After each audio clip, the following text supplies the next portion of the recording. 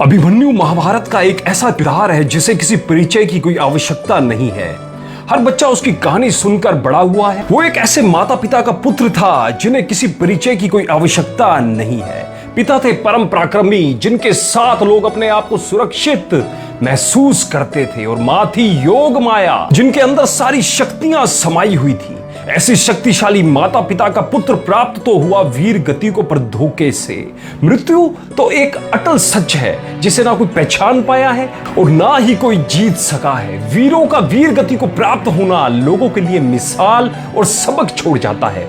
दोस्तों, इतिहास गवाह है कि लोगों के वीर पुत्र तो बहुत हुए और उनकी वीरता की कहानियां भी बहुत प्रसिद्ध है, पर अभिमन्यु जैसा पुत्र तो एक ही हुआ जो जीवन भर अपने माता पिता के गौरव का कारण बना और मरने के बाद उनको अपने नाम से पहचान दिलवा गया। सारा संसार अर्जुन और सुभद्रा को अभिमन्यु के माता पिता के नाम से जानता है। वो माता पिता जिन्होंने एक अत्यंत वीर पुत्र को जन्म दिया। अभिमन्यु में था चंद्रदेव का अंश। वो शालीन, सभ्य, वीर और आज्ञाकारी था जो मात्र 16 साल की उम्र में वीर गति को प्राप्त हो गया। पर हम सबको सिखा गया जीवन जीने का श्रेष्ठ तरीका जो भी होता है हरी इच्छा से होता है, और हुआ भी वही। चाहे उसकी मां सुभद्रा का गर्भ अवस्था में चक्रव्यूह की कहानी सुनते हुए सो जाना, या अर्जुन का चक्रव्यूह वाले दिन दूर चले जाना, या फिर बाकी 4 पांडवों का चक्रव्यूह के अंदर ना घुस पाना और कौरवों के महान वीरों द्वारा अभिमन्यु को क्रूरता से मारना और अपनी कायरता का प्रदर्शन करना,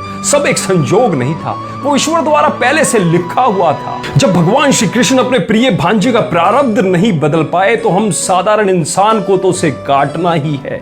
क्या हम ये सोचने पे मजबूर नहीं होते कि जीवन एक चक्रव्यूह है और हम सब और उसमें फंसे अभिमन्यु जिसमें से निकलने का रास्ता हम ढूंढ रहे हैं। फर्क सिर्फ इतना है कि हमारे पास रास्ता निकालने का विकल्प मौजूद है और अभिमन्यु अपने कर्तव्य निष्ठा से बंधा था। अगर हमने उस विकल्प का इस्तेमाल सही तरीके से कर लिया तो हम इस जीवन रूपी चक्रव्यूह से बाहर आ जाएंगे, अन्यथा उसी में फंसे रह जाएंगे। पांडवों के वनवास के समय श्री कृष्ण सुभद्रा और अभिमन्यु को अपने साथ द्वारिका ले गए, जहां उस वीर बालक के शिक्षक बने स्वयं भगवान श्री कृष्ण, महाशक्तिशाली बलराम और पराक्रमी सांब श्री कृष्ण का बेटा। इतने महारथियों से शिक्षा पाके बड़ा हुआ था अभिमन्यु। जरा अनुमान लगाइए उस बालक के बल, बुद्धि और पराक्रम का। था वो पराक्रमी पर नहीं था घमंडी। बचपन से उसने सिर्फ पराक्रम देखा और सीखा शालीनता और बड़ों का आदर करना। उसने बहुत चाहा कि उसके मामा या पिता उसका चक्रव्यूह का अधूरा ज्ञान पूरा करा दे, पर अगर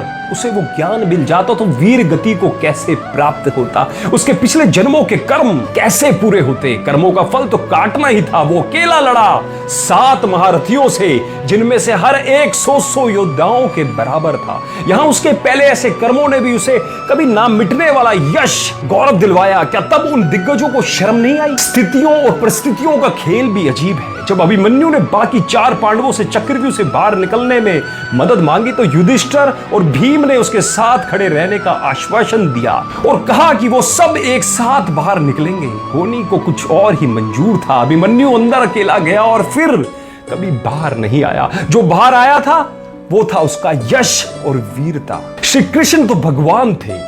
उन्हें तो अभिमन्यु की मृत्यु की सच्चाई उसके पैदा होने के साथ ही पता थी, पर उनको तो संसार के सामने धर्म की स्थापना करनी थी और कौरवों की कायरता और अधर्म सबके सामने लाना था। इन सब के लिए अभिमन्यु का वीर गति को प्राप्त होना भी शायद जरूरी था। यही प्रकृति की मंजूरी थी। यहां यह भी सच है कि अभिमन्यु की हर चोट का दर्द भगवान श्री कृष्ण उनके मामा को जरूर हुआ होगा। उसकी हर चोट पे भगवान रोए जरूर होंगे। जो भगवान को रुला दे वो ताकत तो सच्ची भक्ति से ही आती है। क्या अभिमन्यु सिर्फ एक सच्चा वीर था जो अपने किसी बुरे कर्म के कारण वीर गति को प्राप्त हुआ? वो एक आज्ञाकारी बालक भी था जो अपने बड़ों पे अटूट विश्वास रखता था। जब युधिष्ठिर और भीम ने उसे चक्रव्यूह बंद न होने का आश्वासन दिया तो उसने उसे मान लिया, जबकि उसे पता था कि जिसे चक्रव्यूह के अंदर घुसना नहीं आता वो आसानी से अंदर नहीं आ सकता। वो लड़ा वीरता से अपनी आखिरी सांस तक, हार नहीं मानी। वो हारा पर हारा शान से। उसने हमें यह सिखा दिया कि सच्चाई और धर्म के लिए अगर अकेले भी खड़े रहना पड़े तो खड़े रहो, घबराओ नहीं। अगर हार भी जाओगे तो लोग तुम्हें तुम्हारी हार के लिए नहीं पर तुम्हारे पराक्रम के लिए याद करेंगे। कर्ण ने जब उस बालक को अकेला देखकर अस्त्र रखने को कहा और यह विश्वास दिलाया कि कोई तुम पर हथियार नहीं चलाएगा, तो उसने यह कहकर मना कर दिया था कि इससे उसके गुरु का अपमान होगा। उसके गुरु ने उसे वीरता सिखाई है, ना कि कायरता। एक छोटे से बालक को अपने सामने मौत दिखाई दे रही है, पर साथ में गुरु की प्रतिष्ठा भी दिखाई दे रही थी। गुरु का अपमान कैसे होने देता, चाहे उसे अपना जीवन ही क्यों ना गंवाना पड़े। गुरु का मान अपने जीवन से बड़ा है। युद्ध की शुरुआत में जब उसका सामना भीष्म पितामह से हुआ तो उसके बाण पितामह के रक्षण को भेद कर उनके शरीर को छू गए। यह थी उसके पराक्रम की चरम सीमा, जिसने पितामह को उसका परिचय पूछने पर मजबूर कर दिया और उनके मुंह से उसके लिए आशीर्वाद निकला। सीखना है अभिमन्यु के जीवन से सीखो, जो शूरवीरता, पराक्रम, आज्ञाकारी होने का उदाहरण है। जीवन का मूल मंत्र सीखिए। कर्म प्रधान युग है, कर्म करिए, जानते हुए किसी का बुरा मत करिए, पूरी निष्ठा से अपना कर्म करिए। समय का सही उपयोग, वो भी सही दिशा में करने में सफलता जरूर प्राप्त होगी। अपने साथ काम करने वालों की परेशानियों को समझिए, उनकी सहायता का रास्ता निकालिए। दोस्तों, चिंता करने से कुछ हासिल नहीं होता। चिंता को चिता मत बनने दीजिए, बल्कि चिंता को चिंतन में बदलिए।